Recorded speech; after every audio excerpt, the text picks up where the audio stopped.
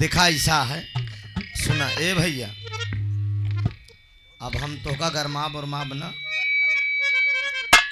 रात भरे का हमार तोहार मेला है एका पातर करा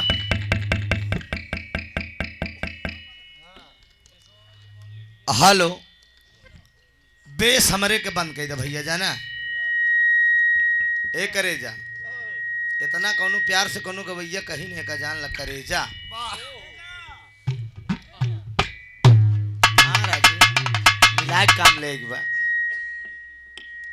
का कोनो हमार दुश्मनी बन से मास्टर रात भरे के संगत बा जिंदगी कोनो ठिकाना ही नहीं बा कब के का हो जाए रात भरे के दोस्ती बा मोर भैया तू याद करबे कि इलाहाबाद से त्रिभुवन आए रहे हाँ नहीं बनाए दे करे जा मोर भैया करे जाऊ अरे जब और का कही करे जाऊ से बढ़िया भाषा का हो मोर मालिक इतना प्यार देते सुने वाले दोस्त कद भैया करे जाऊ कौनो बात नहीं बाबा रामदेव तू टेंशन न ले त्रिभुवन खड़ा है कहबत तो कम जान कह दे हमारे शिवराम भैया बताए न अरे राजू ये जवन जवन मशीन छुई दे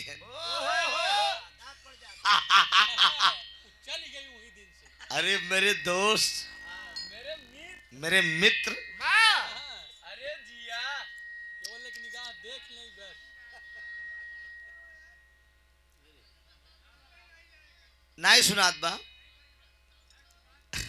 चालू कराई हरा नमा से सीटी ले अच्छा तो भैया और वाला चालू कर नहीं तो परेशान हो जाए ये लोग बात आवे लाग हाँ सीटी ए यार काहे सीटिया ले सीटिया मास्टर ले ले हरन ई वाला जो तोड़वाइन दे क्या ऐसे ए करे जा ए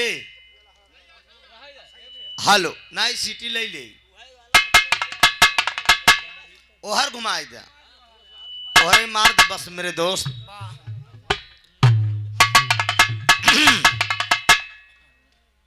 बड़ा बढ़िया गाना सुना भाई से शिवराम भैया से कहन भाई तो लहाई लेहन हाँ कहन गवैया गावई लागत ही तो था ही नहीं बा जानत बा मन मानत नहीं शिवराम जी जवन गति तोरी तमन गति मोरी ना कहो तोरी ना कहो मोरी ये सब रांग बात है शिवराम जी सिगरेट दे के एक एक बात मेरी आप सुनिए मैं लीड जरूर लगाया था लेकिन अल्फाज जो आपका निकल रहा था एक एक बात नोट हो रही थी कलाकार का मतलब यही होना चाहिए दिखाइन में लड़कियां लागत थी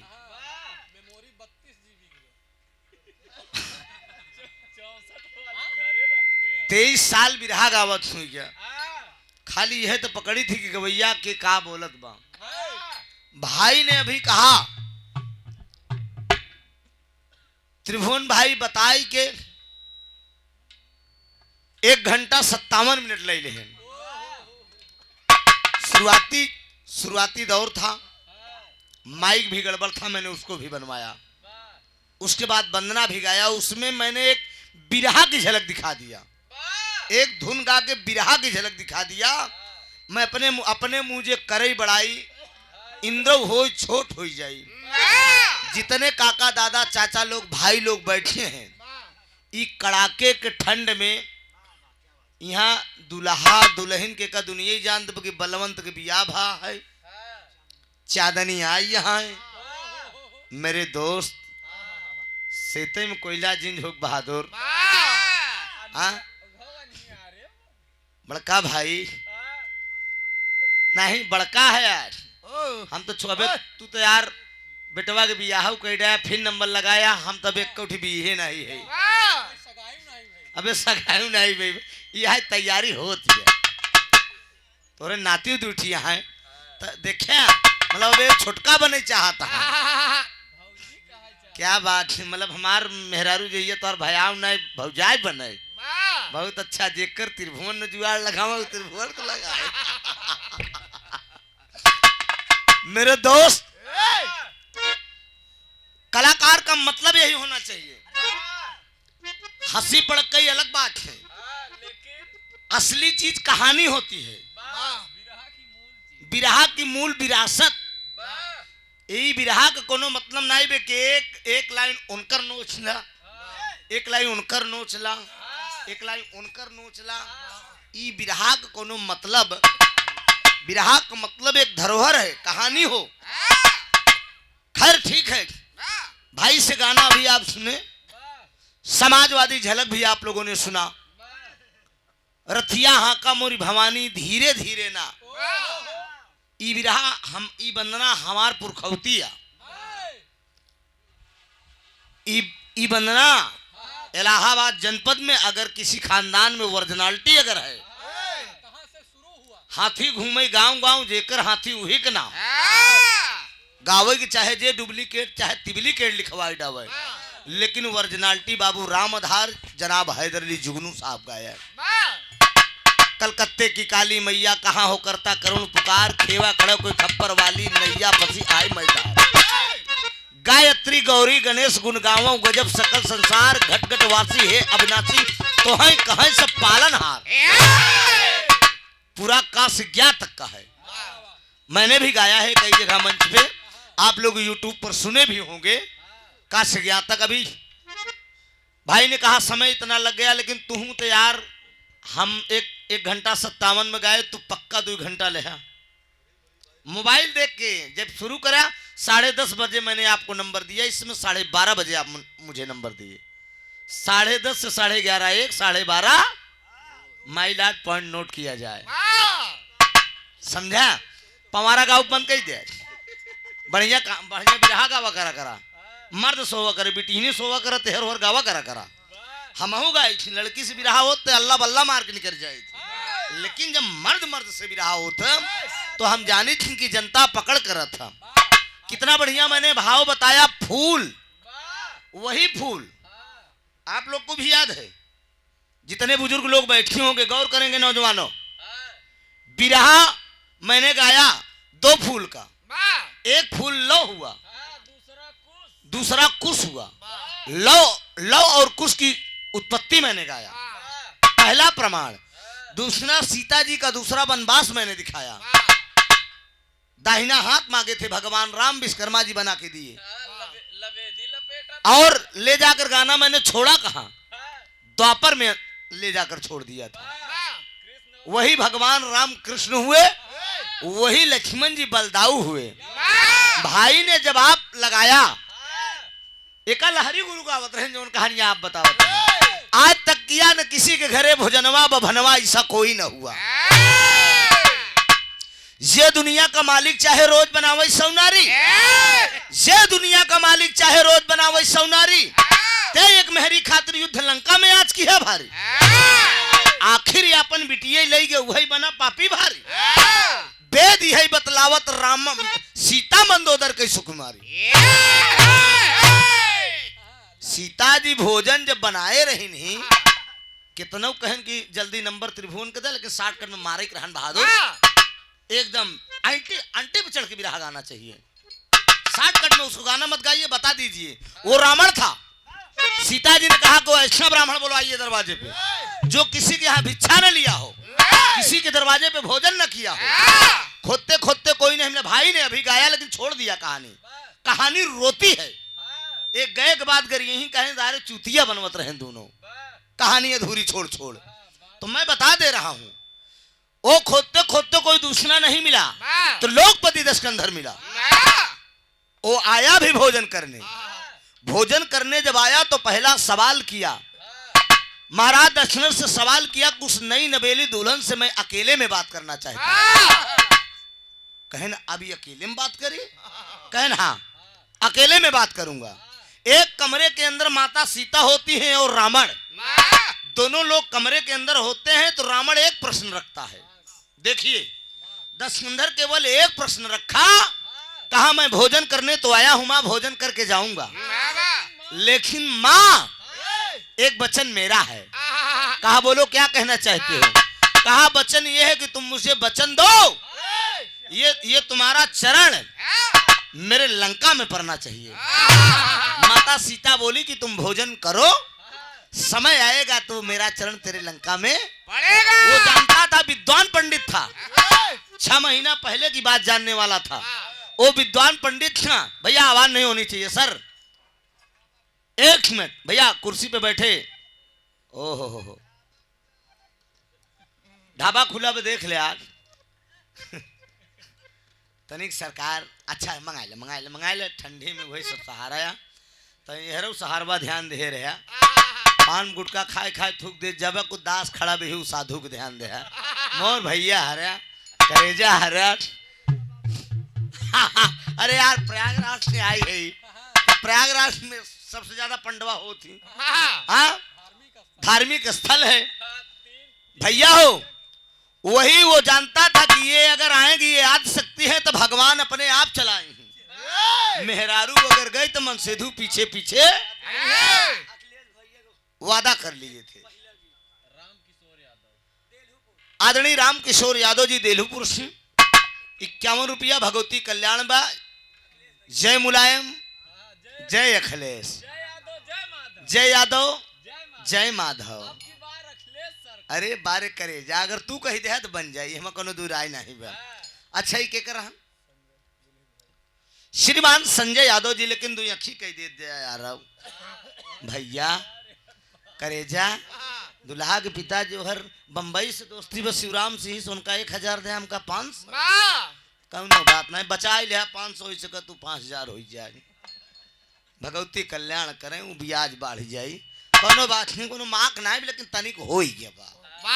कष्ट सम्मान बराबर हो चाहिए। कलाकार तो दोनों आपके ही बड़का भैया है, आपका प्यार रहन बुलायन, भाई का आदेश रहन, आपका यहाँ हमारा आज का मालिक बनाए है कि भैया हो ये प्रोग्रामवा लिखाए में तनी पैसा ना तय हो पावत जो का मंच में बतावत है। हमार मांग कुछ और रही, भैया देत कुछ और रहे, बीच में आप आया है तब मामला सेट भा। तो तोहरे बात का हम सम्मान करें कि शिवराम भाई तोहरे बात का हम गाय देवे कार्यक्रम। बहुत बहुत दत्त आज का हमार मालिक है करे जाऊ। अरे जिया मोर राजा, दान दक्षिणा साधु का। हाँ अरे जिया मोर करे जा। आइए एक लाइन बच गया डॉक्टर साहब।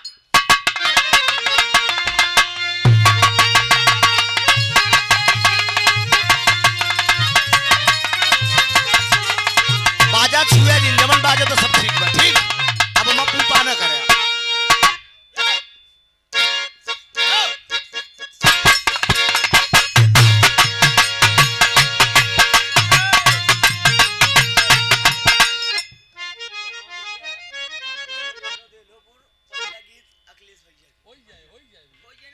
राम किशोर यादव जी तनी गरमाए तो देवे यार कुछ मूड पानी से। 51 रुपया का मुखियार में भगवती कल्याण करें।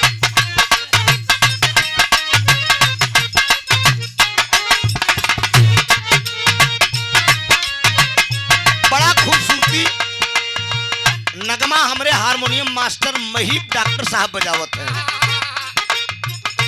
जब जब काटे लाई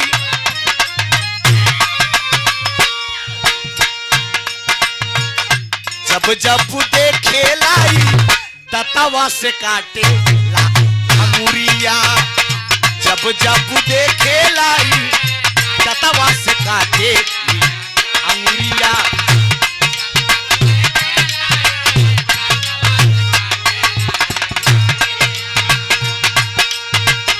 पाँव का पयलिया ओ कर, पाँव का पयलिया ओ कर, छाती पे पिरावत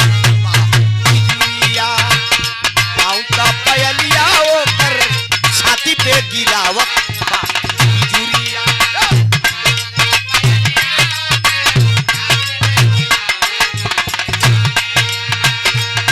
जब देखे लाई दतवा से काटेली अंगूरिया, पाँव का पयलिया होकर छाती पे गिरावत बाबी जूरिया। रोज रोज हमारा के तांग करेली, रोज रोज हमारा के तांग करेली। ए डॉक्टर हो, है पगली पसंद करेली, ए भाई हो पगली पसंद करे।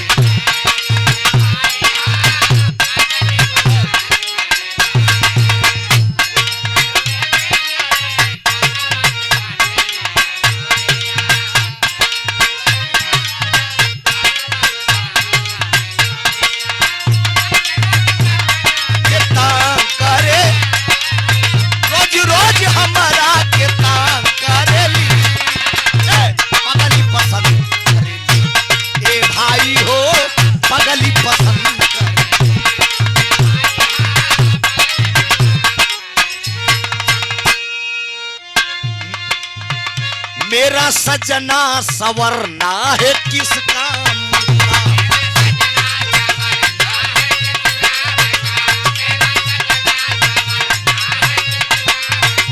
माला जपते हो तुम औरों के नाम।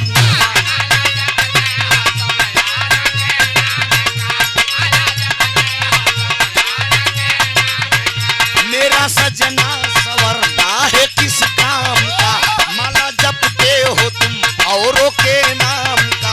बीबी हूँ तो बीबी की कदर होगी, बीबी हूँ तो बीबी की कदर होगी। महीने के पेट के नीचे सारी हमारी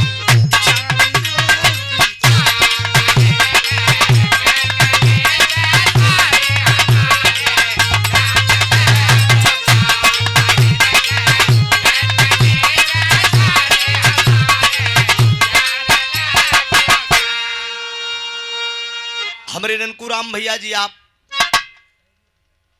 सहरुआ के धरती से 51 रुपया के पुरस्कार में भगवती कल्याण करें। आराम से आप लोग बैठा ला। एक बढ़िया बिरहा, नई से लेके पुराण तक का, एक ही पुराण का। हमरे छोटू यादव मऊआ प्रयागराज के धरती से बजा दे, एक लाइन खींच के गा दी। अरे जब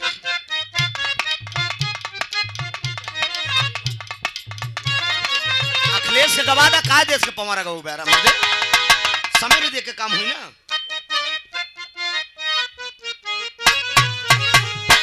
बहुत अच्छी गीत अभी आप लोगों ने भाई से सुना। उत्तर प्रदेश की दिशा और दशा बदलनी है दोस्त। आए मित्रों, गीत गाने का मतलब ये नहीं है मैं गीत गाकर चला जाऊंगा, आप पैसा कौड़ी इनाम दे दोगे, ये मतलब नहीं निकलेगा। मत देना, नहीं चाहिए। लेकिन गीत गाने का मतलब मेरा ये है, गीत गाने का मतलब मेरा आत्मा तब सफल होगी, गीत गाने का मतलब आज मेरा तब सफल होगा कि जब एक एक ओट हाँ अपने गांव में, अपने मोहल्ले से एक एक नौजवान निकलकर माताओं बहनों को ले जाकर सारे भेदभाव को मुटाकर उत्तर प्रदेश की दिशा और दशा अगर बदलनी होगी तो माननीय अखिलेश यादव के खेमा में साइकिल पर बटन दबा देना है आप लोग, तभी उत्तर प्रदेश की दिशा और दशा बदलेगी, नहीं तो वरना कुछ होने वाला नहीं है। इसलिए दशा तो आप लोग देख रहे हैं ना। कौन चल ठीक मूड बनत है यार, बजवा बिगाड़ दे, कोई बात नहीं भाई, चल जाएगा। बाजा वाले का कोनो मजबूरी बा, हम समझत ही हम कुछ बोलत नहीं। शिवराम भाई हमसे बताया बाजा वाला, ये मलिकार साहब की कमी है जो प्रोग्राम किए हैं। हाँ, वो अगर बिरहा के बढ़िया बाजा बोले होते तो लड़का व्यवस्था कर लेता। चलिए कोई बात नहीं, फिलहाल ठीक है, निकल जाएगा काम, कोई दिक्कत नहीं है।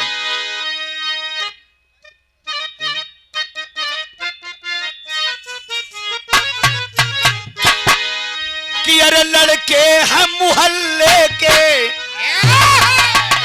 ए बात नहीं भैया, अरे बतलाइन ल मर्दे या गवाइन ला आजे बना देबा का सरकार।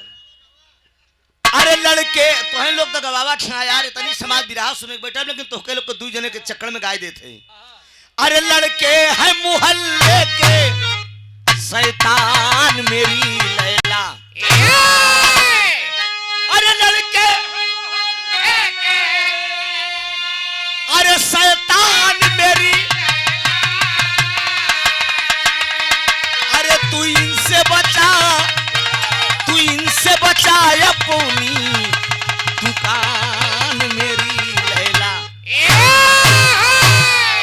पार्टी तो तमाम आई है, भारत की पीएम भी आपने बनाया है, उत्तर प्रदेश का सीएम भी आपने बनाया है, लेकिन आए मित्रों, समाजवादी पेंशन, लैपटॉप, बेरोजगारी भत्ता जैसी योजना माननीय अखिलेश यादव जी ने दिया। आज गांव-गांव 100 नंबर घूम रही है, किसकी देन है? माननीय अखिलेश यादव की देन है। एम्बुलेंस घूम रही है, मेरी माताएं बहनें प्रसव पीड़ा से परेशान हो रही हैं, तो ये किसकी देन है? माननीय अखिलेश यादव की देन है। आज इस सरकार में डीजल और पेट्रोल नहीं है। सोचिए पेट्रोल की क्या स्थिति है। रिफाइंड जो 1100 में बिकता था वो 2200 में बिक रहा है। ये दशा है। समाजवाद कड़ू तेल की क्या हालत है। एम्बुलेंस, गर्भवती महिला को सरकारी हॉस्पिटल में एम्बुलेंस ले जाती थी, ठीक होने के बाद 1300 रुपया माननीय अखिलेश यादव सठोरा खाने के लिए देते थे। ये सारी योजनाएं इस सरकार ने बंद कर दिया। इसलिए आगरा से लखनऊ से लेकर आगरा एक्सप्रेस पर जो भाई सफर किए होंगे, माननीय अखिलेश यादव जी ने जो रोड बनवाया है, वो रोड आज तक मेरा दावा है कि उत्तर प्रदेश नहीं पूरे भारत में ऐसी रोड नहीं होगी। इसलिए कि बाई रोड मैंने सफर किया है अपनी गाड़ी से, जब गाजियाबाद में मेरा कार्यक्रम था, तो इसलिए कहना है दोस्त,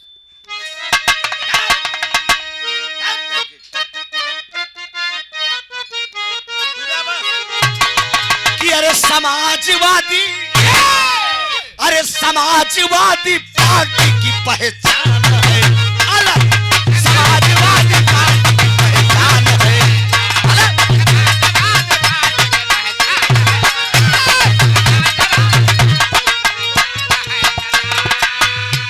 यही सच्चा सिपाही है भाई है।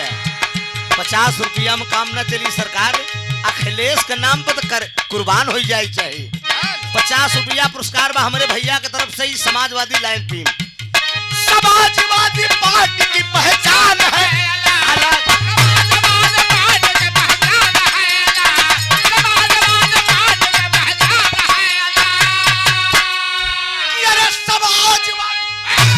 अरे समाजवादी पार्टी, अरे पहचान है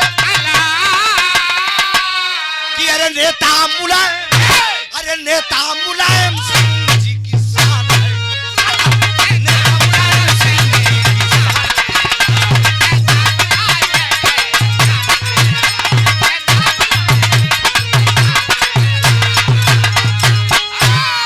का करी बाजा थोड़े आगे, बाजा बजे चाहे ठेवने पर न बजे, आकाश ढोल बजत हो तो फिर ये आकाश में जाता भैया हो। अखिलेश भैया की तरफ से 101 रुपया का पुरस्कार बा। चोरों से नहीं मतलब ना डाकू से है नाता, चोरों से नहीं मतलब ना डाकू से है नाता, चोरों से नहीं मतलब ना डाकू से है नाता,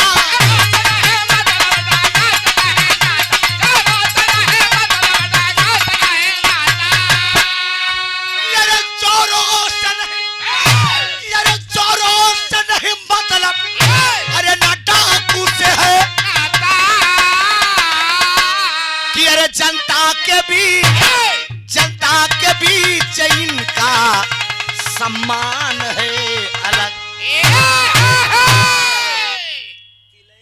अजीत यादव बलवंत के जीजा हैं, हमरे बलवंत भैया के जीजा जी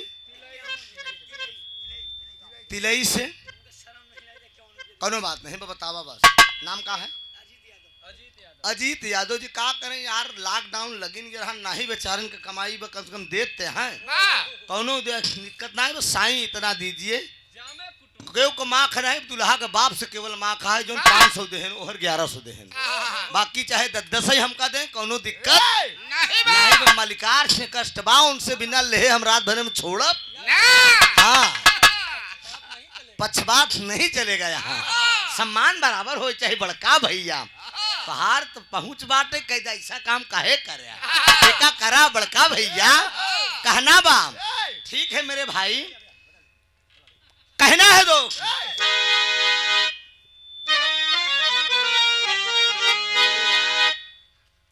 अच्छा सीला कौनो भी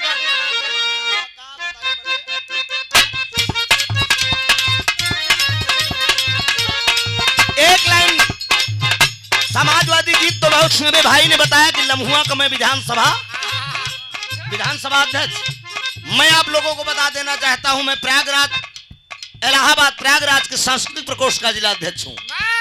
समाजवादी पार्टी से माननीय अखिलेश जी की जब सरकार थी, तब से आज तक ये पद मेरा बरकरार चला आया है। इस समय तो मैं पूर्व हो चुका हूं, भाई अभय राज्य हो चुके हैं, लेकिन प्रदेश स्तर का पद मुझे मिल रहा था। भाई धर्मेंद्र सोलंकी साहब मेरे पास फोन किए थे, हमने कहा मैं सोचता हूं तो फिर बताता हूं, लेकिन कहना है अरे अच्छा सिला दिया तूने मेरे प्यार का, अरे अच्छा सिला दिया तूने मेरे प्यार का, अरे प्यार में ही लूट लिया घर यार का, अच्छा सिला दिया तूने मेरे प्यार का, अरे प्यार में ही लूट लिया घर यार का।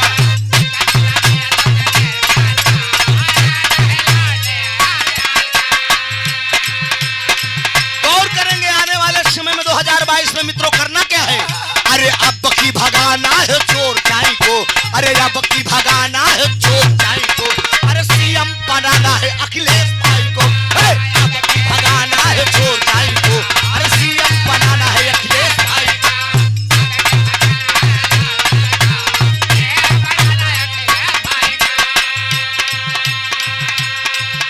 सरदार प्रधान जी आप सहरुआ के धरती से हमारे प्रधान जी के कर कमलों द्वारा इनहू कराए, बाकी कन्या धन और लैपटॉप भी दिलाएंगे,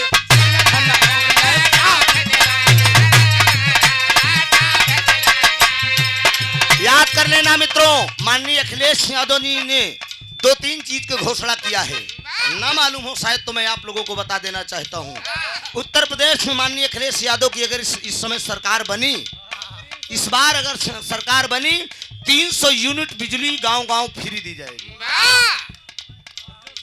पहली घोषणा 300 यूनिट बिजली फ्री, 1500 यूनिट बिजली तो यूज ही नहीं कर पाई थम आप, 300 यूनिट बिजली माननीय अखिलेश यादव फ्री करने के लिए बोला है। दूसरी योजना ये है, जो भी शिक्षा मित्र पे बैठाए गए हैं, जो भी शिक्षा मित्र बैठाए गए हैं, किसी भी जात को हो, ब्राह्मण हो, पटेल हो, ठाकुर हो, भारत आप भी हैं बैठाए गए हैं, आपकी नौकरी पक्की है, साइकिल बोर्ड दे दीजिए, ये माननीय अखिलेश यादव जी ने घोषणा किया है। और तीसरी योजना है, शपथ लेते ही आए नौजवानों, दूध दही छान कर दंड बैठक मान कर तैयारी करो, 10,000 बच्चों को पुलिस की भर्ती, पुलिस की नौकरी देने का काम माननीय अखिलेश यादव जी करेंगे।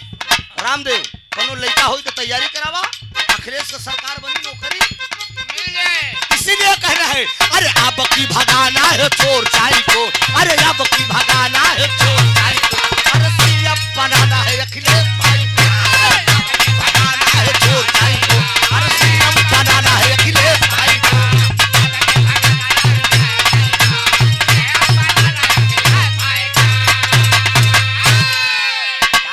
मर्दे हम सब समझे, लेकिन क्या करी, मेरे को कोई मतलब नहीं, साधु जहाँ खड़ा होता है संसार बजाकर बगल होता है, समझा। अपनी भजन पेश किया, मैं क्या करूं। आखिरी लाइन है आप लोगों के बीच,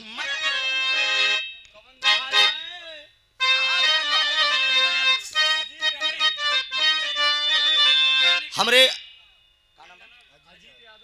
अजीत यादव जी तिलई से हमरे बलवंत भैया के दुल्हा जीजा जी यह लाइन पर देते, अब लाइन देख ले, उत्तर प्रदेश नहीं भारत की आवाज, अरे अखिलेश भैया कमन दिन होतई।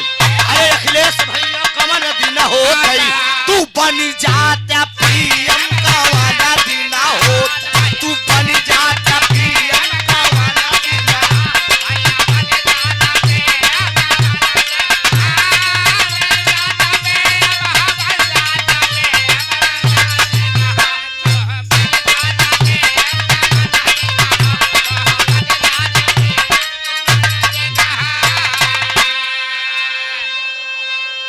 गोलू यादव जी मऊआमा प्रयागराज, छोटू यादव मऊआमा प्रयागराज, दोनों भैया की तरफ से 100 रुपया का पुरस्कार बादातार सुखी रखें।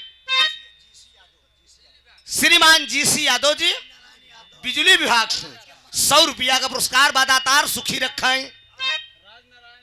हमारे राज नारायण यादव जी मलिकार साहब, अरे 50 रुपया। भगवती कल्याण करे दुल्हा दुल्हा राजा दुल्हा का भाई संजय बाबू सब सोई गेन का भैया जौने महफिल के राजा ही गाए तू महफिल तो सुन हो जाए कहना बराती कितनो भड़ा रहा अगर राजा ही जब गाए कहा दुर्गा भवानी से यही बाय रजिया अबीरना कहा मरे तू सुनिला कहा अरे गरीबन का मदद किया हाँ गरीबन का मदद किया रहा जब तू सीएम का वाना देना होता तू बन जाता पीएम का वाना देना होता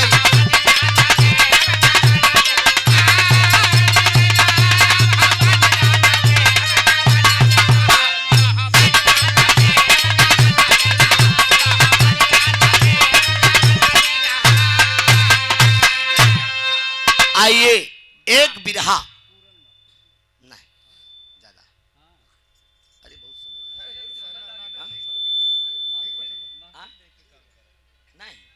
परीक्षा भागा भाई क्या वीरस के हुआ आइए डॉक्टर साहब वीरस हो जाए चलिए कोई नहीं तो हम वीरस से एक शर्त लगाऊ हम चलते वीरस गावे तो हम वीरस गावे पड़ी हाँ एक बिरहा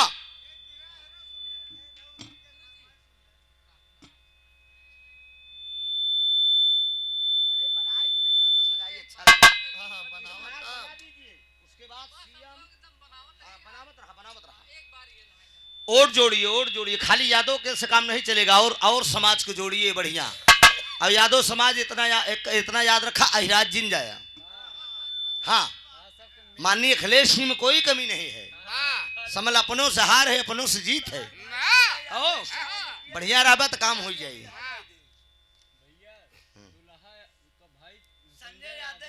दुल्हा के भैया संजय यादव जी का करे क्या है चंद्रमा क्यों कर दागी पूछे भक्तन के करतार चंद्रमा क्यों कर दागी है बड़ी बड़ी फरमाइश भगवान केकर मनवा राखी अकेले जी। एक बिरहा हमसे सुनला पौराणिक धार्मिक नहीं यार शांत रहो जवाना है बिरहा मैं गाऊंगा हमारे बिरहा में पौराणिक दास्तान मिली बुजुर्ग लोग भी बैठे हैं और उसके बाद श्रृंगार रस करुण रस वीर रस तीनों का समावेश है इसमें। हमारा दाबाबा कहानी कम समय में बढ़िया चीज मिली आराम से आप लोग सुना मैं कभी दशा देखा था लेकिन कोनो दिक्कत नहीं हाँ आप लोग तो बैठे हैं। एक बिरहा की प्रस्तुति होगी हमारे दाबाबा की कहानी सुन के जाबे में झलक भी मिली दद्दा रामधार राम कैलाश लहरी सब बुजुर्गों के लाइन भी मिली। आइए डॉक्टर साहब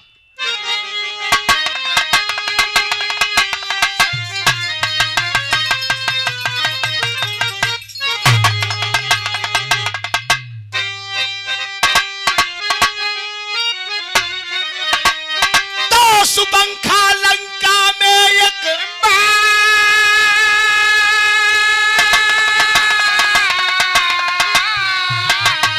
अरे बाबू विपिन विचरण का किए से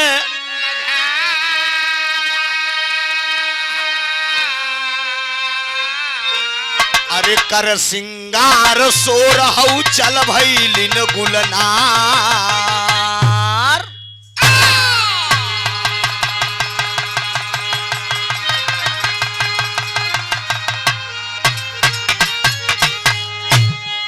ध्यान दीजिएगा कोई ऐसी बात नहीं मिलेगी दोस्त कोई ऐसी फालतू बात नहीं मिलेगी जिसमें आपको कहानी से हटना पड़े।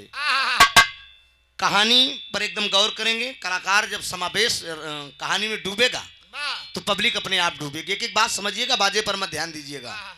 एक बार तो लोकपति दशरथ की बहन सूर्पनखा लंका में मन होकर भग आज हम तनिक बहरे घूमी आई। अब पहुंच गई, धीरे से अपने भौजी के लगे पहुंच गई, धीरे से मंदोदरी लगी पहुंच गई। हाँ, आवाज दे दिया, कहा ए भौजी, ए भौजी। अरे काहे बोला बिट्टी, क्या बात हो? हाँ,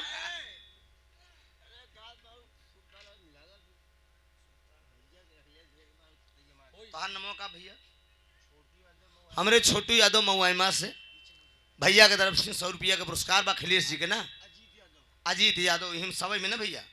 हाँ, अखिलेश दाता सुखीर के भगवती कल्याण कहते हैं भैया कुर्सी पे। अभी विराह के बाद अखिलेश जी को हो जाए, ठीक बा।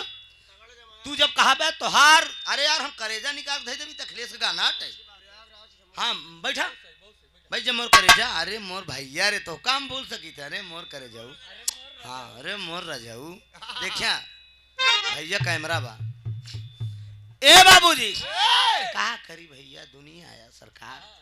अब ऐसे अगर टेटा के बोलबा तो भाई शिवराम बताए ना कि कितना गहना पहने यहाँ। ऐसे चुमकारिन के नहीं लोग तो पैसा देहन जो बनवाए कहो रामदेव, ऐ अपने पास छोड़ के बराजू नहीं सबको पैसा से सब काम होत बा। दास क मिलेता, दास से अपन लहाई के काम कर लेता। ए भैया तनी भाव को समझा। सब सूर्पनखा पहुंच गई मंदोदरी के लगे, कहा ए भौजी, कहा का या बिट्टी, कहा आज हमार मन है, कहा ऐ पगलव के थाक मन हो गया। एक बात बताई शिवराम भैया, जवानी बड़ी खतरनाक होते है, आई रही हुई मेरे दोस्त तोहरे ऊपर। अरे मोर करे जाऊ। अच्छा ही बतावा, पतो देखत हो तो धन हो पापा, क्या बात है, निगाहें बड़ी खतरीन है तुम्हारी यार। ये चीज मैंने अनुभव। एक बात बताई, इस चीज का हम पीएचडी करे है, निगाह पकड़े बेचना जान ले। गवैया बहुत मिला हो लेकिन ऐसा न मिला हो। अब गावत हाँ एक जान ले, जेके भर निगाह देख दीन। इशारा बा डॉक्टर साहेब।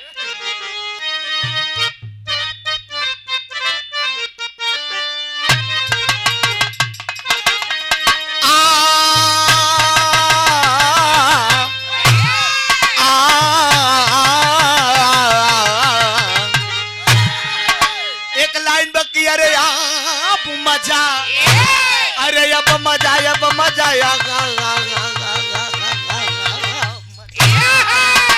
अरे अब मजा, अरे अब मजा नहीं आता, अरे दूर रह के जीने में अब मजा नहीं आ, कि अरे दूर रह के जीने। लेकिन कहना है कि अरे खुद को वो, अरे आकाश से अरे खुद को वो, अरे खुद को वो परेशान है, अरे खुद को वो परेशान है यार, मुझको आजमाने में खुद को वो परेशान है, आजमाने में खुद को वो परेशान है, हमको आजमाने।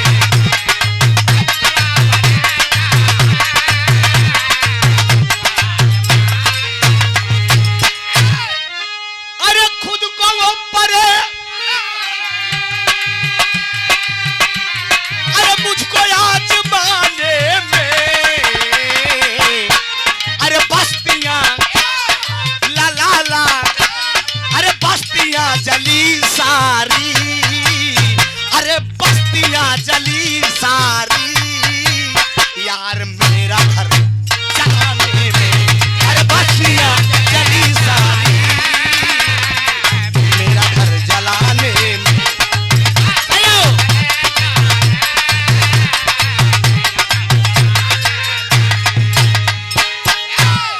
एक मिनट, हमार बात, हमार गाना पीछे तक भैया साफ साफ मैक द्वारा पहुंचत बा।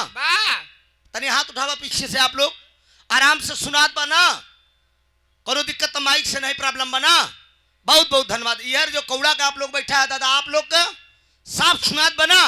यार टेंट में भैया आप लोग को भी बहुत बहुत धन्यवाद। तो एक एक बात ऐसे समझत चला, कहानी पर ध्यान दम। मंदोदरी से सूपनखा कहती है, अरे छोटी सी, अरे ये मोर भौजौ एक कदम ना अरे छोटी सी एक अर्ज है मेरी, अरे भाभी मेरी मान लीजिए, अरे घूमना बिपिन में जाऊं, अरे दिल में यही जान लीजिए। सूपनखा मंदोदरी से कहती है कि भाभी आज हमारी इच्छा बा लंका से बहरे घूमे के। मंदोदरी जब ये बात सूपनखा को सुनत बड़का भैया तो करछ का नजम का भाव बा डॉक्टर साहब।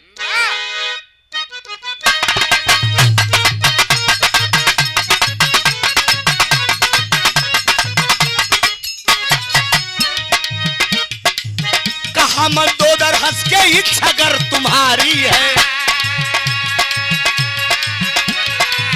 कहा मंदोदर हंस के इच्छा अगर तुम्हारी है, शौक से चाहो तुम तो मेरी ननद प्यारी।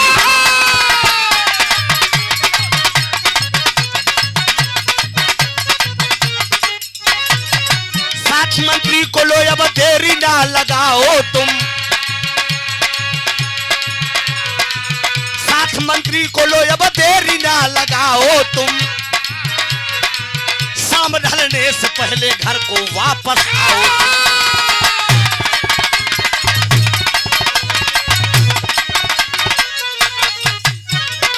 मिला आदेश,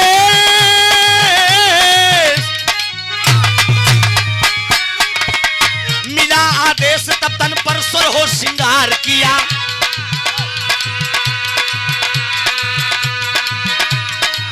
मिला आदेश तब तन पर सुर हो श्रृंगार किया, अकेली रथ पे बैठी राह को सिधार दिया।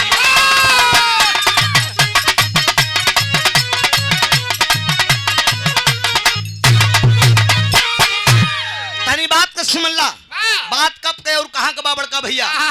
सूपनखा से मंदोदरी कहा अगर तुम्हारी इच्छा बहरे घूमे के तो जा तू चली जा, लेकिन इतना ही ध्यान दियो कि शाम ढलाई से पहले घरे आ जाऊ। कहा काहे बदे भौजी, कहे जून जमाना का देख के बिट्टी जवानी बा, कहूं कदम अगर भाग तो दिक्कत हो जाए। कहा भौजी चिंता न करा, हम तोहरे इज्जत में और भैया की इज्जत में दाग लागे माइला दाग ना लागे। हाँ आम घरे आए आप कहीं ठीक पर रथ में सच कर मंत्री को लिया वो चल रहे। आज जब चल रहे जंगल में जाए उतर गिर रथ वापस चला आए। अब बड़का भैया पैदल गर्मी का महीना जेठ का तपत दोपहरिया, मेरे दोस्त बड़का भैया सुने वाले मित्र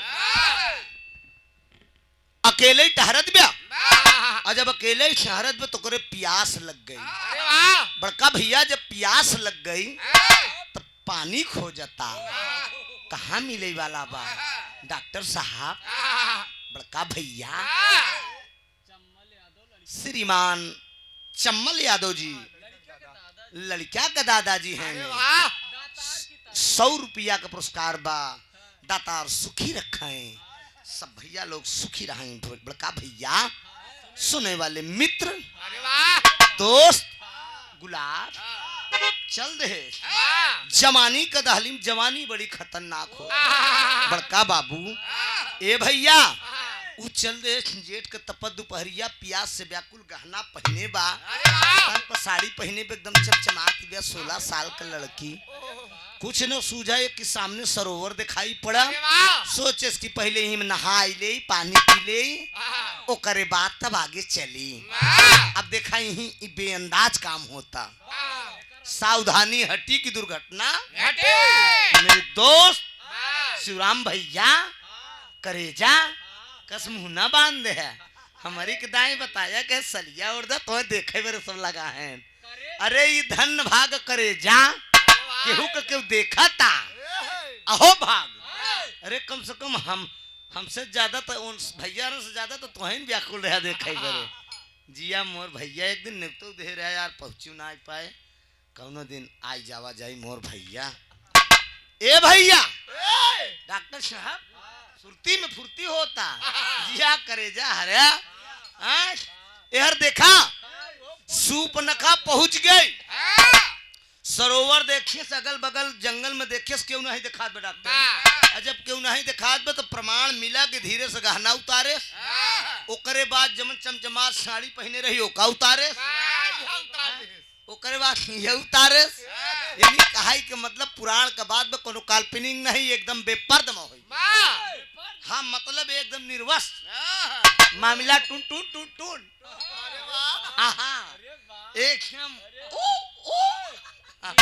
निर्वस्त्र एकदम होई कोई सरोवर में कूद गई आ सरोवर में कूद के बढ़िया एकदम ऐसे छप छप छप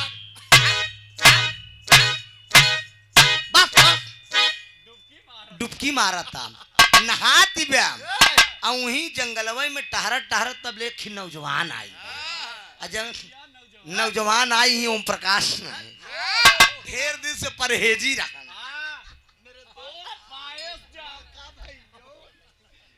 करे जा काहे उतर जा ब्याज ठीक बा भैया हो नौज बाजे ठीक बोला तो ठीक है हेलो। अरे बाबा साईं काम कर देगा चिंता ना करा तू सब बस रहा अपने दम पे बस। ए भैया बहुत भी रहेगा कि मेरा मैकवई के गाय ले जा। ओ नौजवान दूर से देखे कहे अरे बाप रे बाप ये सुंदरी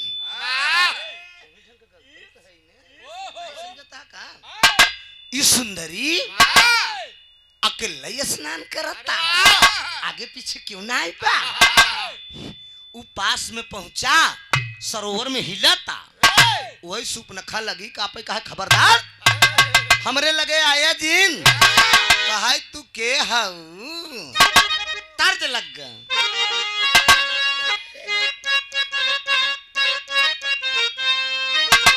यही दर्ज कराइन बस शिरडी वाले साईं बाबा। लेकिन वो नौजवान कहत का बा कहत अरे आशा लगाए बैठा हूँ कब से कि अरे आशा लगाए बैठा हूँ कब से अरे तू तो है मेरी सपनों की रानी मेरा सब कुछ तुझ पे निछावर बाहों में दे दे अपनी जवानी मेरा सब कुछ तुझ पे निछावर बाहों में दे दे अपनी जवानी।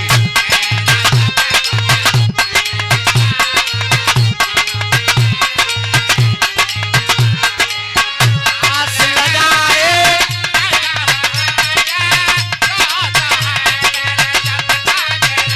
हो अच्छे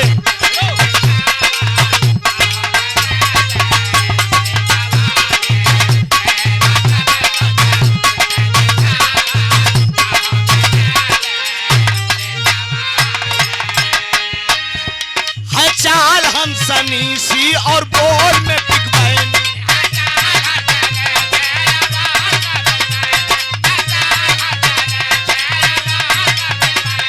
लज्जा भरी आदा है अंगों में है मृग नैनी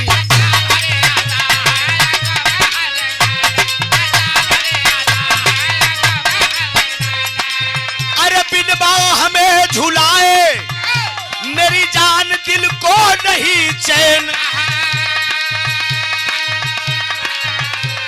काले घुंघराले बाल जैसे दिन में हुई रैन है प्यार से अपनी तू पायल बजा दे प्यार से अपनी तू पायल बजा दे गोरी चुनरिया में दूंगा निशानी तिरछी नजर से पतली कमर से होगी नई कुछ अपनी कहानी।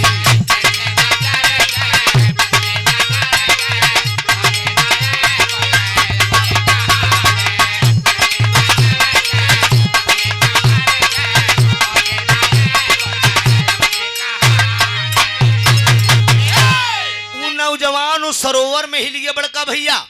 जब सरोवर में हिल गया सूप नखा के पकड़ैला आ जबरदस्ती करता। जब जबरदस्ती करता सूप नखा कांप के रोई के कहता कि खबरदार तू हमारे बदन में हाथ न लगाए। कहा तू कहाँ से आई है? कहा हम लंका से आई है, राजा रावण का बहन सूप नखा है। लेकिन वो नौजवान का नाम का रहन मेरे दोस्त, ओकर नाम रहन विद्युत जीवा। बड़का भैया काका दादा हरे वो पातालपुर का राजा रहन। पातालपुर का राजा रहन। नहीं माना कहे बर बस करई चरौरी लेकिन ना माना बेई।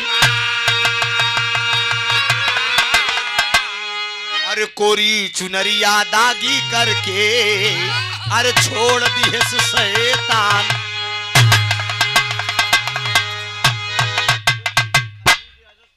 हमरे भाई बड़का भैया अजीत यादव जी आप तिलई के धरती से श्रीमान भैया के तरफ 50 रुपया का पुरस्कार बा। दास के पैलगी बा बड़का भैया नाई मानता पकड़ ले सरोवर में जबरदस्ती करता। सूप नखा बार बार कहत कि रावण का बहन सूप नखा केहू का बहन हुआ ऐसे हमके मतलब नहीं बा। खाली हमका ऐसे मतलब बा मेरे दोस्त प्यार का भूखा बा। और कहा आ जाओ मेरी जान तुझे खिलाऊं मीठा मीठा। ये बड़का भाई लेट जे बहादुर कोनो दिक्कत नहीं माम तू गवैये अकेला ही गई थी कोई दिक्कत नहीं आराम करिए। दास दास नो टच। हाँ राम करे ऐसा हो जाए मोरी निदिया तो है लग जाए मैं गाऊं। ए भैया पकड़ ले जबरदस्ती कही गया आ जबरदस्ती कही को विद्युत जीवा पातालपुर चला गया। लेकिन सुपनखा का मामला गड़बड़ाई। सुपनखा का मामला गड़बड़ाई गया तो कहा न कमीना चूदर।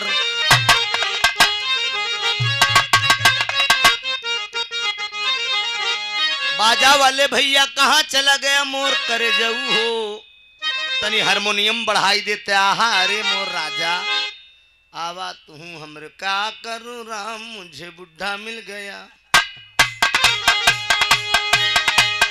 कोई बात नहीं थोड़ा बहुत सही बा करे जा। अरे मोरे राम कमीना चूदर दागी कर गया। ए बड़का भैया हरे कमीना चूदर दागी कर गया। अरे तभी हंसे बिपिन मेदनी अगन बदन में जागी। अरे हो जागी अरे हो जा बिपिन मेदनी अग्न बदन में जागी। कमीना चूदर दागी कर गया। मामला लहाई दे डॉक्टर साहब मजिस्ट्रेट अंदर फाइल लग गई। मेरे दोस्त विद्युत जीवा का गर्भ होकर सुपनखा के पेटे में आई। जब लंका लौट के आए बैठी जब बैठी तो धीरे धीरे मामला हर हर होइला। आए हाय दद्दा राम धारा प्रयागराज का खाटी भाव हैदर उस्ताद का वर्जनल हटई। अब ही शिवराम भैया गावत रहे देख ला वर्जनालिटी के बात बा। कहा अरे झकोरा मारे झूलनी। अरे शिवराम भैया झकोरा मारे झूलनी वही साड़ी लहारा। अरे झकोरा मारे झूलनी साड़ी लहारा। अरे झकोरा मारे झूलनी यार देश का बनाई दे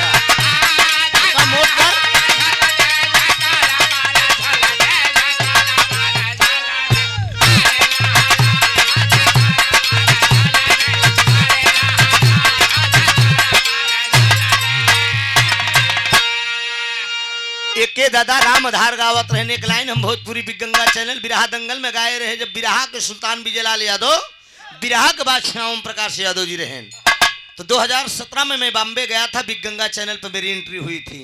देखिए राजा मोरंग का हम बिरहा गाए रहे तो हम एक लाइन गाए रहे कि अरे चला हो मोरे बीरना। अरे चला हो मोरे बीरना कचौड़ी बोला वही चला हो मोरे बीरना। कचौड़ी बोला वही चला हो मोरे बीरना।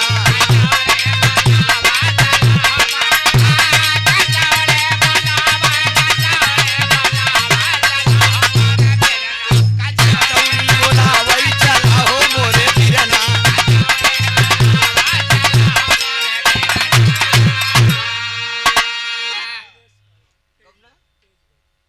तेजगढ़ हमारे श्रीमान दिनेश पाल बड़का भैया बड़ा दूर से आई हैं, आज कई दिन से फोन करवावत हैं। हमार बड़ा परम मित्र हैं मंजू मिश्रा करुआडी प्रतापपुर, उनसे फोन करवाइन भैया दिनेश बाबू और बहन मुलाकात दी भाई, और 100 रुपया का पुरस्कार बा। दातार सुखी रखे, सब भैया लोग सुखी रहे। बड़का भैया भैया नाम गड़बड़ाई के करे जाऊ आए के बताई दे है, नहीं नहीं ऐसे नहीं पैसा दे या हराम का न ले भाई, नाम बताओ पंच परमेश्वर जाने। आज के तोहारे सुरक्षित या रख ले मोर भैया, चला आया करे जाऊ कहना बा बड़का भैया। आए हाय दादा राम कैलाश गाँव कहा बलम परदेसिया, अरे दुल्हा परदेसिया। सुने वाले दोस्त बड़का भैया अब तो मोबाइल चली गया, पहले चिट्ठी चौपाती से नीरज यादव जी, अरे श्रीमान नीरज यादव जी भैया की तरफ से 50 रुपया का पुरस्कार बा, करे जाऊ सुखी रखें। कहा लड़किया बच्चा पंच परमेश्वर पर प्राणी सब बाढ़ भैया, एक ही साथ में परिवार सुखी रहे। दास के यही कहना बा भैया, तो हमें 50 दे, माई तुम्हें 50,000 दे। ए भैया करे जा रहा क्यों जने सदरी उतार के देबा, माई तुम्हें कुर्ता पहनाई दे।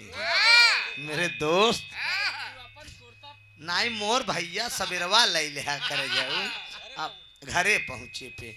ए बड़का भैया सुने वाले दोस्त, आप इधर राम कैलाश में बोलते रहे, ऐसा कलाकार धरती पर नहीं मिलेगा बाबूजी। अब तो मोबाइल चलिए, पहले चिट्ठी चौपाती से काम होता रहा, मोबाइल से बात होता। मेहरारू घरे ब मनसेदू प्रदेश में वीडियो कॉल बात होता। हेलो कस कैसे है कैसे रही तो कद साल भर हो गया, तब का बताई बगल एक ही गवैया बड़ा खतरनाक, कहीं तक कहीं बीच मांग झाड़ के हर हर करा था, कहीं बात बा कहन। हाँ मेरे दोस्त प्यार बा, प्यार के बोला थे। इतने में पतो चाय ले खड़ी बा, तब ले फोन बिट्टी के आगे कहे हेलो, कहे हाँ माई का हाल चाल वो कहन ठीक बा, कहें बिटिया तू कैसे हो, कहन हम ठीक है, कहन माई कहन बिट्टी ठीक बा, कहन हाँ ठीक बा, कहन तनु बात 2 दिन भर हमार सांस खत्म हो गई। मतारी कहा छिमक जाए दे बिटिया, रोजिन राण भले मर गई, हमारे बिटिया के सतावत रही। मेरे दोस्त तब पतो पूछे तो का बात अटे, अम्मा कहा बिट्टी के सास मर गई, जाए दे राण बहुत सतावत रही, कम से कम बिटिया के हमारे दिन तो लौटी आए। पतो चाय ले खड़ी ब बड़का भैया दादा हरिया, वो कहा तक अम्मा नाराज न होते बात कही दे, कहा दुल्हीन कहा था वो, कहा अम्मा ये बतावा बिट्टी के सास मर गई, मैं कहा यार कहाँ बंद हुई सरवा कौने भाषा में कही रहा यार, तू जिन करा ए मगरू तू जिन छुए तू खोई देबे, हम जानते काहे सिटियाई जाते यार, कौने मेल के टेक्निकल है यार, ते सिटी बंद कह दे करे जवा बस और कुछ नहीं। कहा अम्मा नाराज न हो, कहे का बात है बिट्टी दुल्हन का बात ना ए बताऊबो कहा सिटी देता।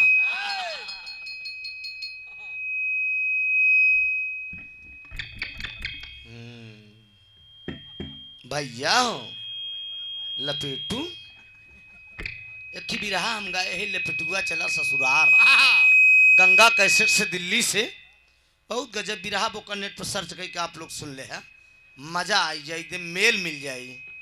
बड़का भैया हो चला कौनो बात नहीं बा, प्रतापगढ़ में बढ़िया बढ़िया बाजा मिलता ना, तो निक मिल गया। ए भैया कहा अम्मा नाराज न हो, एक बात कही तो कहा बताओ दुल्हनिया का कहे चाहता हूँ, कहा बिट्टी के सास तो मर गई, बिट्टी के दिन लौटिया है, कहे अम्मा एक चीज बतावा, कहे कहे कान दुल्हन कहे तू का मरबू के हमार सबके दिन लौटी। मेरे दोस्त जैसे मन उबे वैसे नहीं बढ़ा उबे के करे जवा हिया से गवात समझे, तोहरे बाजब चिचियाई जाते भौरी भारता से ठेहुन न उचरी, सवेरे मेहरारू काजू बादाम पीस के दे बेचारी, तब कहूँ खुराक पूरा हो, अंडा मछली चाहे समझे। मेरे दोस्त ऐसे ऐसे मिल जाए तो कल्याण है। ए भैया हर करे जाऊ हर बोले जाया ना बताया भैया। ए बाबू कहा जना राजा जी यही हैं, अरे जना दुल्हा जी यही हैं। कहा अरे आज बड़े री बोलई आगा हो जना राजा जी यही हैं। आज बड़े री बोलई आगा हो जना राजा जी यही हैं। होय होय होय होय होय होय होय।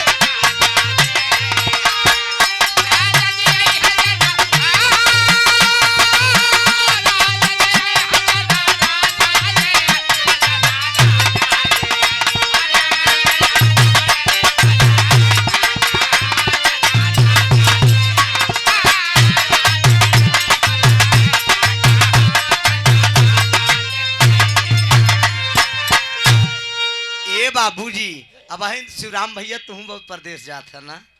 12 तारीख को तो हर तैयारी बा बम्बई के। बम्बई जवन मर्द रहा थी उनकी मेहरारू का आत्मा से पूछा मेरे दोस्त जब मन सिद्धू तैयार हो के बम्बई जाए लागत थी मेहरारू बुलुक के जरूर रोई दे थी। बाबूजी और कहूँ कहूँ तो कौनो कौनो मेहरारू के याद में मन सिद्धू रोई दे थी। ठग जाने ठगही के भाषा मेरे दोस्त जगर ऊपर बीतत हुई जानत हुई बड़का भैया तो ऐसे कहावत कही बकी जना दुल्हा जी यही हैं। जना मोर सा सा सा ए सा सा रा राजा जी यही हैं। जना दुल्हा जी यही हैं। कहाँ सजवै से मोर मन मोर मन मोर मन मोर मन मोर मन कहाँ तोर मन बाजा का मन ओम प्रकाश का मन। श्याम शंकर गुप्ता भैया सहरुआ के धरती से 50 रुपया दातार सुखी रखे बड़का भैया। हमरे राम मूर्ति यादव जी तिलई प्रयागराज के धरती से 101 रुपया का पुरस्कार बा। भगवती कल्याण कराएं सुनने वाले मित्र कौनो दुल्हन का दुल्हा प्रदेश में इलाहाबाद का प्रयागराज का खाटी भाव बा। कहा ये राजा जाड़ा मोबाइल पे बात हो तो दुल्हनिया कहा भाई ये सैया जाड़ा में आई नहीं जाता ये दुल्हा जाड़ा में आई नहीं जाता।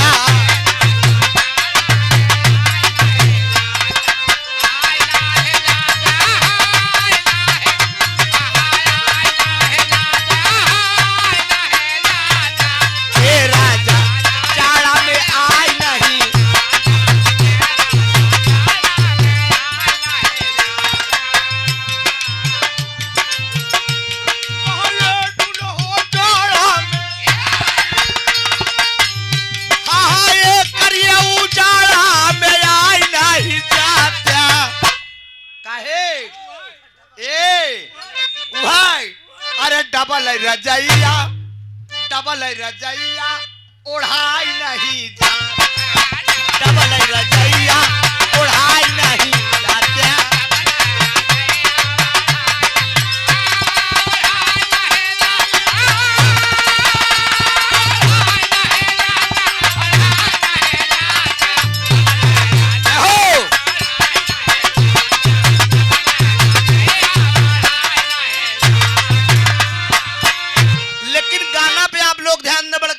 सूपनखा पहुंची लंका विद्युत जीवा जबरदस्ती कई गया और करे गर्भ आई गया गर्भवती हो गया और विद्युत जीवा का अंश पड़े लगा पेट में तो कहना बा आए हाय कहा अरे बदन पियर आई गया अरे बदन पियर आई गया वही गोड़ हो गया भारी बदन पियर आई गया गोड़ हो गया भारी बदन पियर आई गया।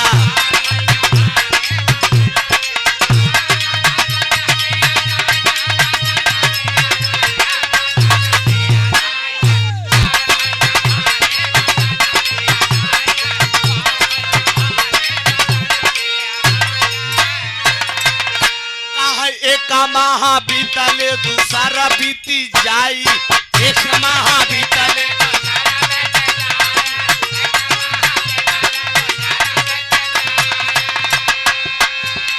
तीसर चौथा पचावा गईला निंगराई, तीसर चौथा पचावा गईला निंगा।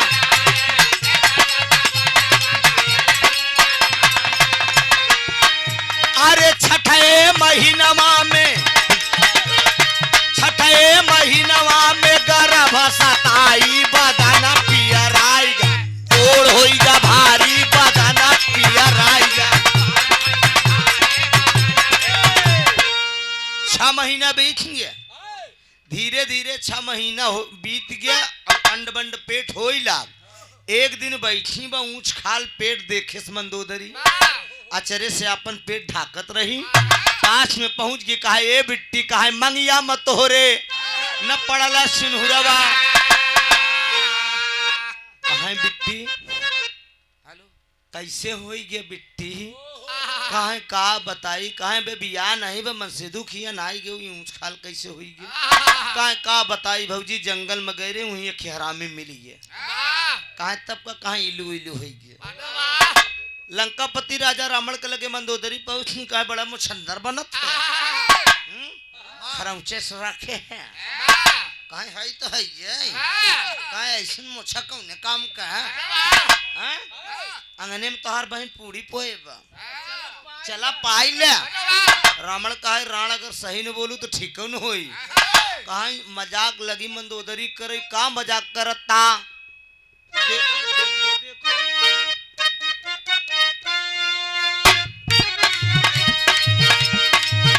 अरे देखो देखो देखो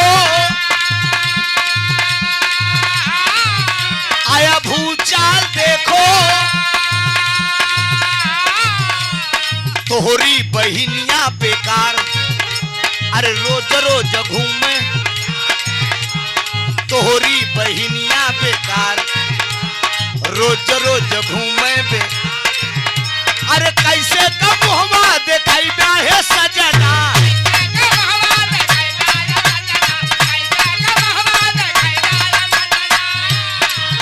अरे कैसे कब मुहवा देखाई है सजना, ताना मारेला संसार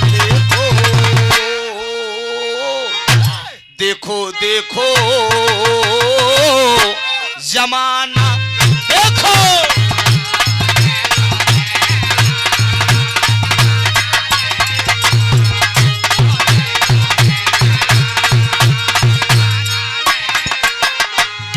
मंदोदरी मजाक करे तो सूप न खा, मंदोदरी रावण से मजाक करे तो सूप न खा बरे। का कहत बचपन से तू ख्याल कराना खोजना बहनोई, कुल में दाग लगाइन बहिनिया बोला अब का होई, ख्याल किया ना खोजना बहनोई।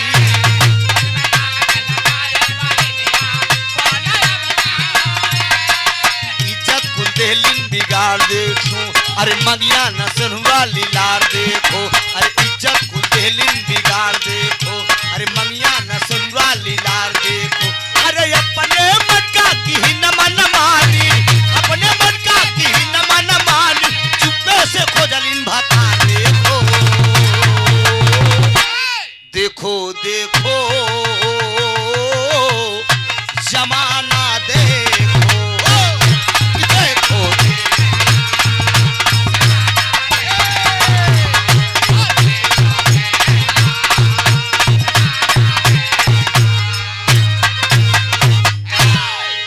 सुपनखिया बहन तोहार जब तनी तनी सियान होत रही तब ही एकर व्यवस्था कहूँ दुल्हा कई दे होते तो आ तोहार नाक नहीं देखा ही देखा का पूरी पोए बा चला देखा आगे आगे मंदोदरी पीछे पीछे रावण अब पहुंचे तो चले से पेट ढाक के सूप न खा बैठी रहा है। रावण पहुंचा का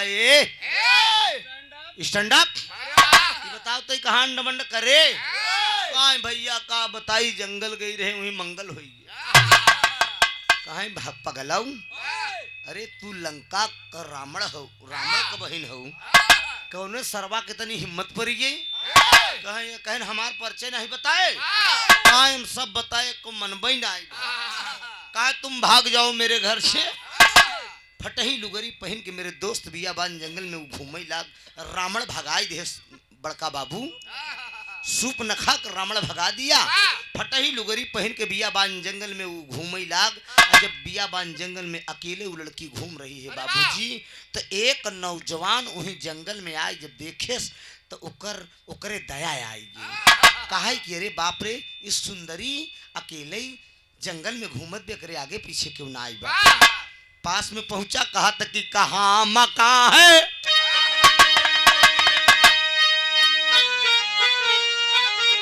कहाँ मकान है और तू किसकी प्यारी। अरे विपिन में घूम रही क्यों तुम्हारी। जब ये बात नौजवान कहा कि कहाँ मकान है और तू किसकी प्यारी हो, विपिन में घूम रही क्यों तुम्हारी मारी हो। ये बात ने बोला, वो नौजवान तो मुड़ के सूपनखा देखे तू पहचान गए बड़का भैया। वो पहचान गए कि यही आदमी तो मेरी सरोवर में आबरू लूटा था। मुड़ के कहा था कि राजा रामण की बहन अब मैं बनी भिखारन हूँ। अरे पिया लूटा था जिसका चमन हम वही अभागन हूँ। स्वामी जंगल में सरोवर में जेकर इज्जत टूटे रहा, हमार नाम सूपनखा बा, हमारे भाई का नाम रावण बा। तोहार गर्भ हमरे पेट में पलत बा, हमार भाई घरे से भगाई दे। अब बतावा हम कहाँ जाई, कौने डारी लागी। अरे बाबूजी जब विद्युत जीवा ये बात सुने कहा कि हमारे खातिर भगाई गई बा। ए मेरे दोस्त मेरे नौजवानों, ये बात को ध्यान करना, मेरे बड़का भैया हरे कि उससे प्यार करे, अगर ऐसा कोनो बात हो जाए तो अधूरा ना छोड़े मेरे बाबू। ओका निभावे चाहे, जिएंगे साथ और मरेंगे मेरे दोस्त। कितना ऐ सनम तेरे लिए कितना ऐसा है, ऐसा लड़कियां हैं कि दगा कही जाती। मेरे दोस्त केहू के आप साथे अगर खिलवाड़ करे तो ओका निभावे बाबूजी। अगर हमारे एक भाई की अगर बात हमारा अगर अमल कई समझ में आई जाए, जना हमारा गाँव बजाऊ और बताऊ सफल होगी। डॉक्टर साहब अधूरा जिंदगी किसी को छोड़ना नहीं चाहिए, न तेरा कसूर न मेरा कसूर, एक्सीडेंट हो गया रब्बा रब्बा भैया हो करे जाऊ। ए भैया यार विद्युत जीवा कहत बगर हमार गर्भ तो के पेट में बा, तो हार भाई भगाई दे तो चिंता न करो सुंदरी, तुम मेरे साथ चलो। एक विद्युत जीवा एक बात कहा था बड़का भैया, तब कलाइन की हंसी हंस के गोरी कहे मान सैया बतिया, भारी न ता हालत की बस गढ़ाई दे तीन पतिया। कोनो दुल्हन ही लगन में कहा था कि बस हल्की से मंगाई दे बस, लेकिन विद्युत जीवा का कहा कि बोला विद्युत जीवा हंस के माधुरी बचानिया, चला हमारे घरावा बनई बई दुल्हनिया। बोला विद्युत जीवा हंस के मान मोर बचानिया, चला हमारे घरावा बनई बई दुल्हनिया।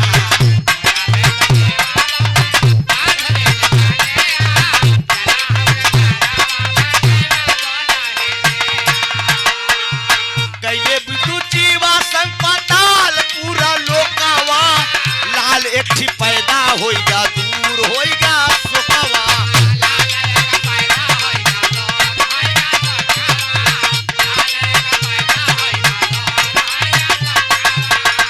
ए भैया लई गे विद्युत जीवा पतालपुर का राजा रहन, काहे हम तोहार मन सेधु बनत है, तू हमार मेहरारू। चला हम तो का अपनावत है, लई गे पतालपुर। 9 महीना बीते के बाद लड़कियों पैदा हुई गया, जौन सरोवर में जबरदस्ती करे रहन एक लड़किया पैदा हुई गया, और लड़किया का नाम लवण सुर पड़ गया। बड़ा खुशी खुशी जिंदगी दोनों प्राणी के बीचने लाग बड़का भैया। जब खुशी खुशी हर जिंदगी सूपनखा और विद्युत जीवा का बीता था, तो ये बतिया यही छोड़ दे। अब चला आवा चली लंका में, ओहर चली लंका में, देखी रमणवा का करता। रमणवा प्लानिंग करे बा बड़का भैया, रामना ही नहीं बैठा रहा, बतावत है कहानी के लिए चलत है। तुम्हें लोग का नाय हाँ इतना कमजोर आ रे, ये करे चक्कर में परत है जाए बरे, जहाँ जाए कि वहाँ जा तो समझी। ए भैया करे जाऊ हरे मेरे दोस्त लंका का राजा रावण एक दिन अपने मन में विचार करता कि बहुत दिन हो गए देह चरे, आज हमार देह बहुत दिन हो गए चले करो मन का लड़वैया ना मिलता। लड़वैया है खोजत शिकार खोले जब चला तो मिर्जापुरी चौलरी का भाव बा।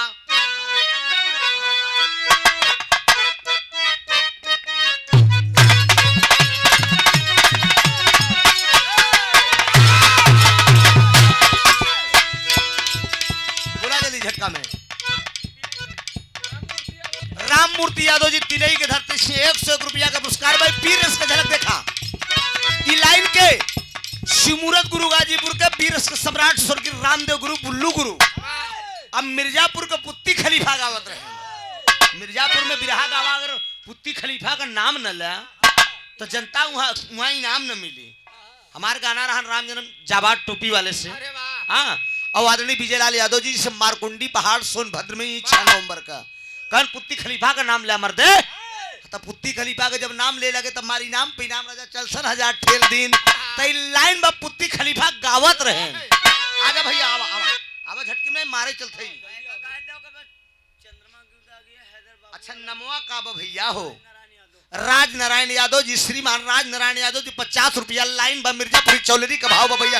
अरे बारी उमर कमरा लक्ष्य कनिया, बारी उमर कमरा लचा कनिया, गोरिया भराई दी हुई है कनिया, बारी उमर कमरा लचा कनिया, गोरिया भराई दी हुई है कनिया, गोरी का फूलन फूलनिया, बारी उमर कमरा लचा कनिया, गोरिया भराई दी हुई है कनिया, गोरी का भराई फूलनिया।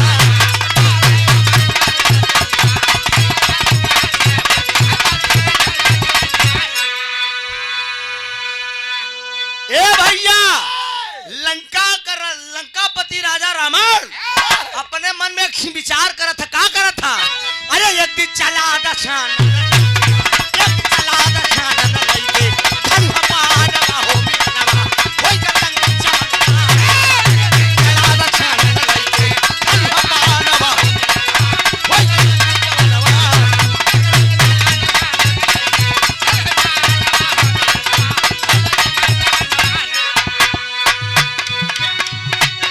जंगल में रावण पहुंचा है तो होता क्या है? तब तक पड़ा एक शेर दिखाई, रावण पीछा किया है, रावण पीछा किया है। शेर पतालपुरी में बिदु जीवा का नजर पर, बिदु जीवा का नजर पर तू न छोड़ी दिहले एक कई, तू न छोड़ी दिहले एक कई साथे पानवा हो मिलनवा छोड़ी दिहले एक कई साथे पानवा हो मिलनवा जवनवा।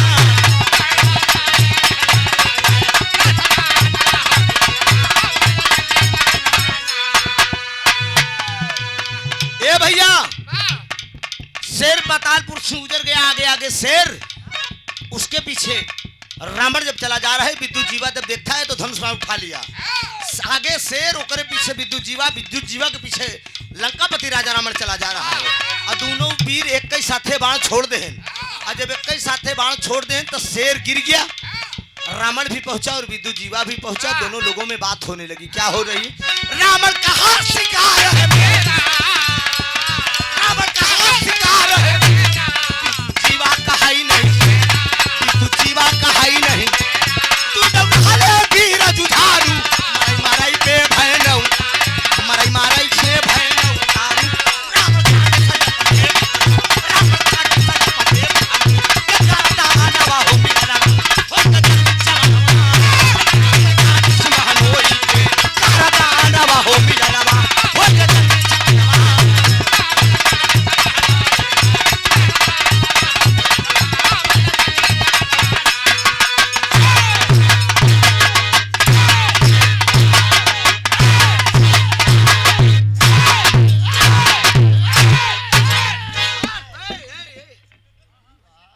लेना ओके जायदा पट्टे, हाँ पुदीना नहीं है और कुछ भी चाहिए।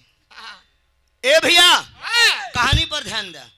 जंगल में से शिकार खेलने के लिए रावण गया, शेर मिला। शेर का पीछा कर लिया। शेर उस रास्ते से गया जहां पर विद्युत जीवा सूर्पनखा बैठे।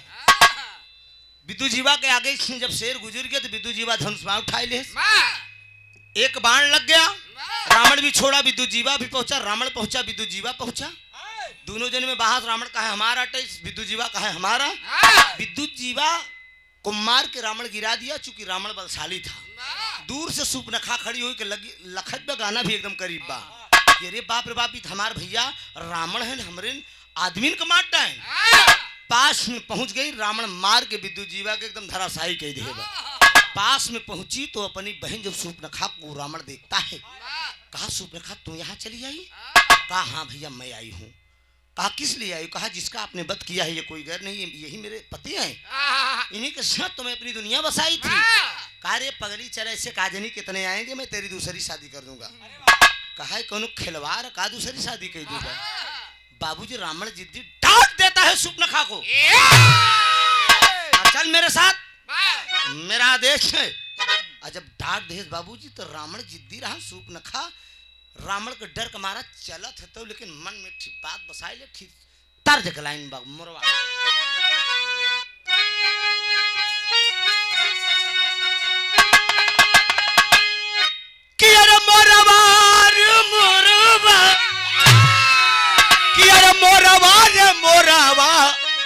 अरे मोरवा रे कहा छोड़ी दा मोरी निया के कोरवा। ये लाइन बार। लेकिन बाबूजी वो सूर्पनखा अपने भाई का पांव पकड़ के कह रही है विद्युत जीवा का क्या कि अरे बीराना हो बीराना, कि अरे बीराना हो बीराना, कि अरे बीराना,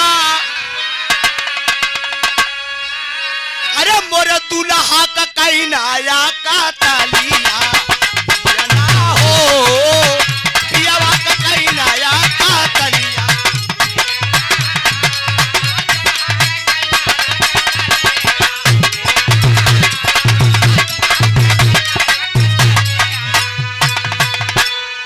कहा ऐसी भागन अरे जगतिया में भाई, हमसे अब हमारे मांग का अरे संधुर छीन। कहा अरे बीराना हो अरे कैला बिना भावरा के कलिया। आपने वध कर दिया मेरे स्वामी का, लेकिन रावण जिद्दी आदमी था, लेकर आता है लंका में लिवा कराता है, कहती पगली थी मैं तेरी दूसरी शादी कर दूंगा। वह सूर्पनखा सोचे तो कौन खिलवाड़ दूसरी शादी कर देगा। प्रण करके चलती है कि मन में अपने ठानती है कि ए जिद्दी रावण तू मेरा भाई जरूर है, लेकिन भाई नहीं तू कसाई है। पहले बात मेरी सुन, मैं तेरे साथ लंका चल तो रही हूँ, खाली एक कैठी हमें तू अकेले राण बनाए है ना, लेकिन हम चलत तो है। मैं प्रण कर रही तू अकेले मुझे विधवा बनाया है ना, जब तक हम लंका में राणन का ढेर न लगाई दे तब तक हम चैन से न बैठब। हमारा नाम सूर्पनखा बा, इतनी राणन का ढेर लगाई दे, हमारा अकेले मांग उजरी बा, हम जेहर देखबे चारों तरफ मेहरारू राणे राण देखें। कान खोल के सुन लो, इसको जान लो, ये जान लो तुमने मेरी दुनिया उजारा है। जब तुम तो पूरा दुनिया ने उजार दे तब तक हमका चैन नहीं बा। यही प्रण के सूर्पनखा प्रण करके आती है बाबूजी। ये बात किस समय की है? आखिरी भाव है, प्रमाण मिलेगा।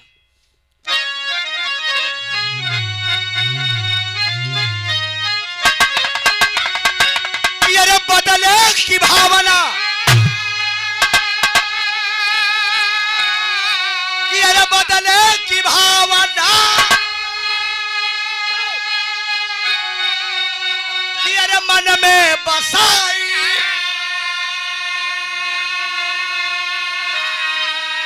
अरे कैली निवास है, अरे कैली निवास है, पंचवटी जाई हो कैली निवास।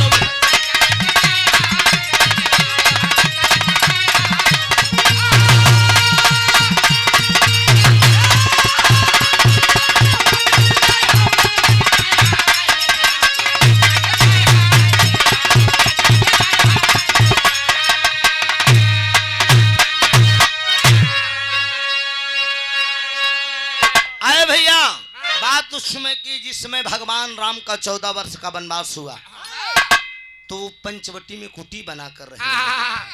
उसी समय आती है आईली पंचवटी में सुपंखा जननवा, शादी का बहाना कई के अब आई गई जननवा। अरे लंका नाश कैली वही कान निकुरा कटाई।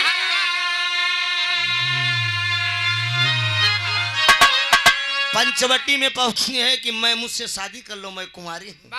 राम के पास पहुंचते तो राम तो कहते हैं कि मैं तो शादीशुदा हूँ। खुद ही बगल में बैठे हैं, देख ला। लक्ष्मण के पास जाई व्यवस्था हुई, लक्ष्मण के पास जाई व्यवस्था हुई, लेकिन लक्ष्मणों बेचारू पहले से रजिस्टर रहे, प्लाट खाली नहीं था, लेकिन माया रचना था दुनिया के मालिक को। हाँ, लक्ष्मण के पास जब पहुंचे तो आगे की बात आप लोग कलाकारों द्वारा रामलीला मंच पर ही देख लेते हैं। हाँ, नाक कान काटी गई सूपनखा की और वो सीधे गई खरदूसर से बताए ओ निपट गए। मेरे पास पहुंची लंका में 70 पूत 72 राती जे करे रह गए दिया न बात। हमारे से राणन के ढेर लगाई दे सूपनखा, खाली एक बरे बिरहा कमरे शीर्षक रहन सूपनखा की पहली शादी। वो पंचवटी पे जब गई मित्रों तो कुमारी नहीं थी, वो शादीशुदा थी। मैंने बताया ना कि विद्युत जीवा उसके पति का नाम है, लमण सुर उसके बेटे का नाम है। बेटे का भी वध कर दिया गया, पति का भी वध कर दिया गया। लेकिन बेटवा मन से दोनों मारा जही तो कहाँ बर्दाश्त करे। ये भैया मर्द सही से कहते, लेकिन मेहरारू दुर्गा काली को रूप धैन ले हैं। तो वो सूपनखा अपने मांग का सिंदूर का बदला लेने के खातिर, ये वही तपोभूमि वही भारत है, नारी शक्ति यहाँ पर है। यहीं पर दुर्गा और काली का अवतार हुआ, यहीं पे फूलन जैसी नारी का अवतार हुआ। यही पापियों ने इसे कलयुग में अत्याचार फूलन के साथ किया, मजबूर होकर उसको राइफल उठाना पड़ा। पीहड़ की शेरनी बनी फूलन, फूलन देवी के नाम से प्रसिद्ध हुई। और यही ये भारत तपोभूमि है। झांसी की रानी देश को आजाद करने के लिए छोटा सा बच्चा अपनी पीठ पे बांध कर खूब लड़ी मर्दानी, वो झांसी वाली रानी थी। ये वही तपोभूमि है। कितना उदाहरण दूं आप लोगों के सामने, ये वही तपोभूमि है। सीता सावित्री अनसुईया जैसी ये भूमि है। सावित्री ने अपने ही पति को जिंदा करवा लिया, यमराज मौत वापस कर लिया, सत्यवान को जिंदा कर दिया। ये वही तपोभूमि है जी। महासती अनसुईया भगवान ब्रह्मा विष्णु को 6 महीने का लड़किया बनाई के बेपर्द अवस्था में उन्हों को बेपर्द अपनो बेपर्दवा खिचड़ी खिलाई दिया। ये वही तपोभूमि है, समझ रहे हो? ये वही तपोभूमि है। माता सीता को जब लंका पति दशकंधर ले जा रहा था, अगर भर निगाह से देख रहे होते तो रावण सार भस्म हो जा, लेकिन नहीं, वो वादा कर दी थी। ये वादा कब रहन जानता है, यह वेद में रहस्य छिपा बा। माई सीता एक दाई आंगन बटोरत रहे, एक भैंस गड़ गई केवल घोड़े में। हाँ, माई कौशल्या दूर से लखत रहे नहीं, अब भैंस गड़ गई। माई सीता उठाए को बढ़निया इसे पहाड़ दिन तू बढ़निया में आगी लगे एकदम भस्म हो गई।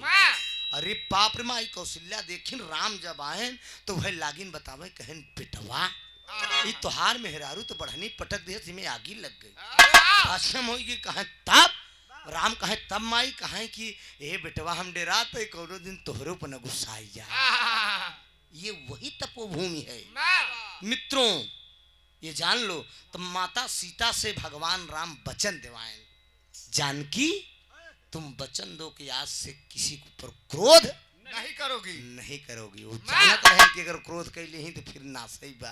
आज करे ऊपर करे नोकर नाश, एक बार क्रोध करे रहे रक्तासुर के मारे बरे, अपने बेटवा के मारे बरे, सहस्त्रा बाव के मारे बदे काली को रूप धैली, चंडी काली को रूप धारण कर ली। जेठौते के ऊपर पैर पड़ जात रहन, आधा गोड़ उठा रही गया, सीने पे जात रहन पैर शंकर जी के पड़ई, हाथ भर के जीभ निकल जाए, पूरी शरीर काली होगी। कैलेंडर में आप सब देखे होगा। माई सीता केवल एक बार क्रोध में आए हैं बड़का भैया। ये वही तपोभूमि है। तो सूर्पनखा ने कहा कि मैं ये वही तपोभूमि है रावण, तुझे मैं बख्शूंगी नहीं, पूरी तुम्हारा खानदान पूरा वंश में नाश कर दूंगी। लंका में रावण के ढेर लग गई भैया। यहीं से विराह खत्म हुई कि भाई का नंबर आई गया। अब भैया से सेवा लाए आप सब। स्वामी गीतानंद अनंत भय भुल्लुर तजदिए को तारी।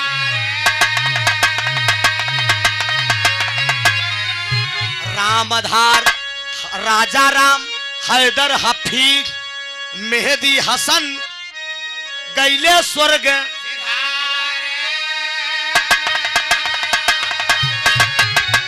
अरे राम कमीना चूदर दागी कर गया, अरे कमीना चूदर दागी कर गया। अरे त्रिभुवन नाथ कुमारिया वही बात